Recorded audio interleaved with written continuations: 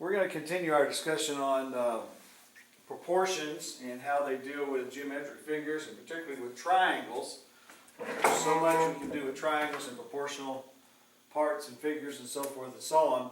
So in this next section called Parallel Lines and Proportional Parts, what we're going to do is we're going to construct parallel lines in a triangle and then see how that looks. Now, I apologize in advance because I've been a little sick under the weather the last couple of weeks, and I've got this little cold cough, and so I may have to excuse myself and cough a little bit, take a swig of water, and clear my throat, so I apologize for that in advance.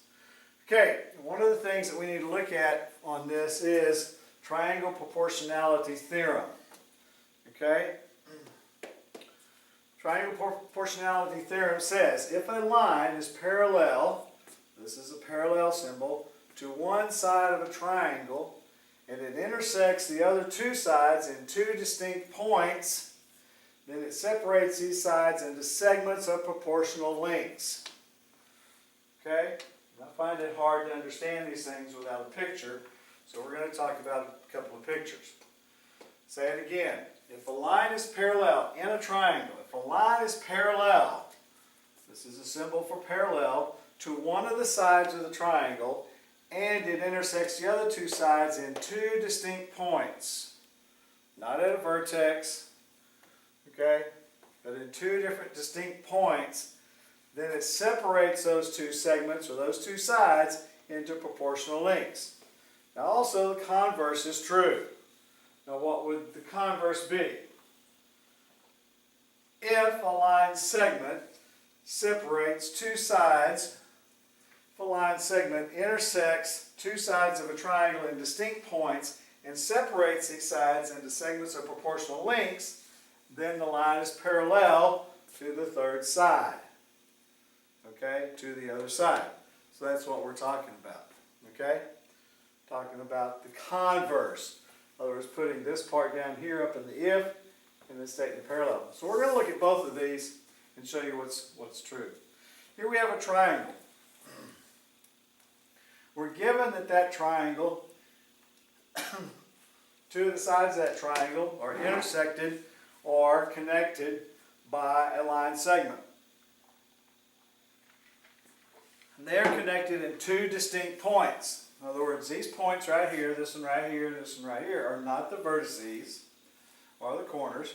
They're two distinct points. And this line segment that connects those two sides is parallel to the side that's not connecting. Okay?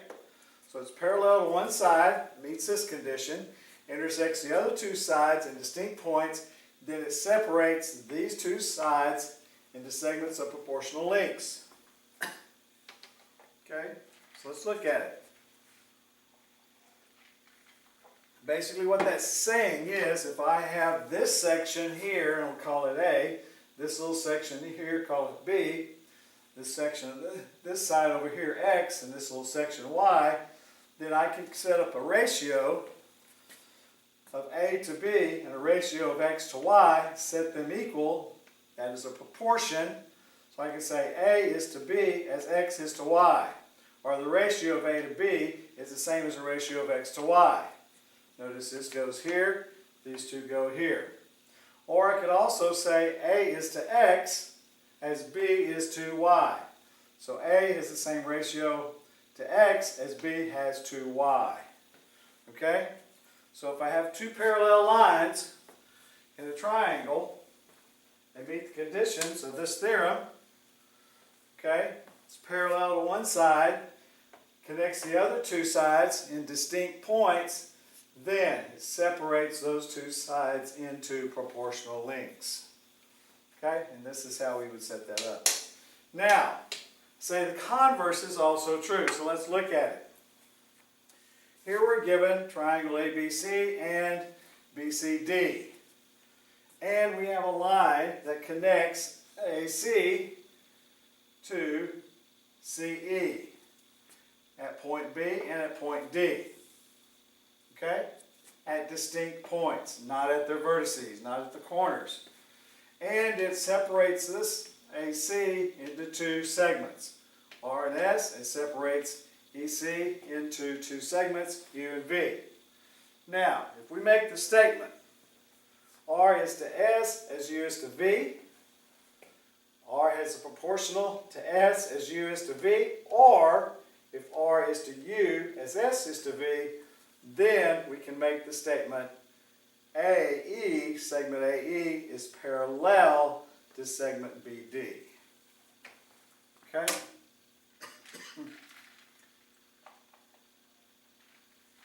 That's what we mean by the converse is also true. This is a statement of it. Okay? This is its converse. Alright? Here we're telling you that the lines are parallel. And then we're setting up the proportion. Over here, we're saying if these segments are proportional to each other, then these line segments are parallel to each other. Okay? So two ways to use this theorem. All right? We need to do some practice problems with this.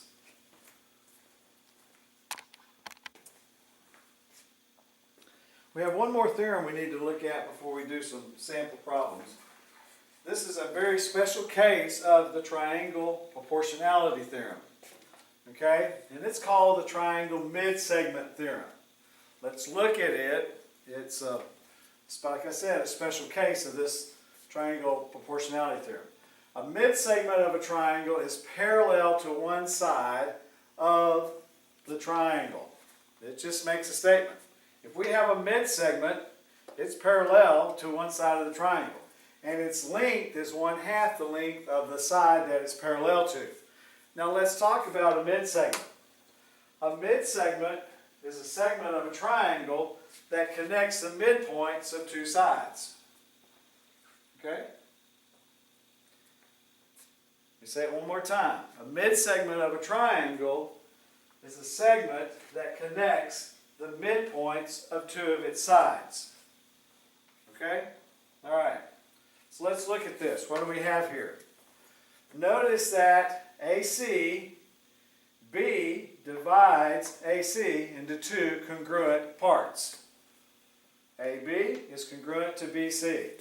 Notice that point D divides CE into two congruent parts. CD is congruent to DE. Okay? Therefore, B is the midpoint of AC. And D is the midpoint of CE.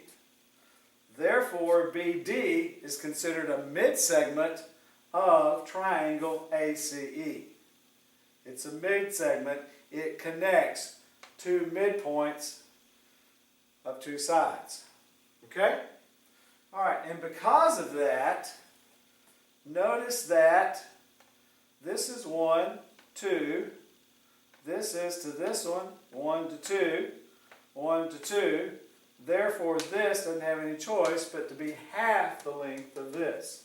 So BD is 1/2 of AE. Okay? Now, to confuse things just a little bit more, let's come on down here and do something else. Let's look at this right here.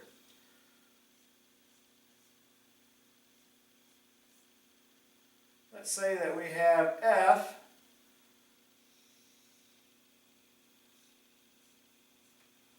and that F is the midpoint of AE. Well, if F is the midpoint of AE, then BF has to be parallel to CE. Okay? All right? And if F is the midpoint of AE, and then DF has to be parallel to AC. Okay? If BD is 1/2 the length of AE, then BF is 1/2 the length of CE, and DF is 1/2 the length of AC. Okay? All right? This is known as a midpoint triangle, a connection of create another triangle by connecting the midpoints of the sides of a triangle, then this one right here is the sides are going to be half of what the other one is. Okay? Triangle mid-segment theorem and an extension on that. Okay? Notice what it says.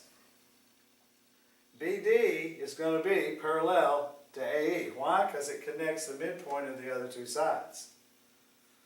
DF is going to be parallel to AC. Why? Because it connects the midpoint of these two sides. Okay?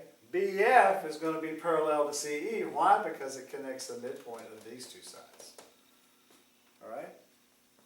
Something for you to think about. Gives us quite a bit of power in doing and working with triangles if we can connect their midpoints.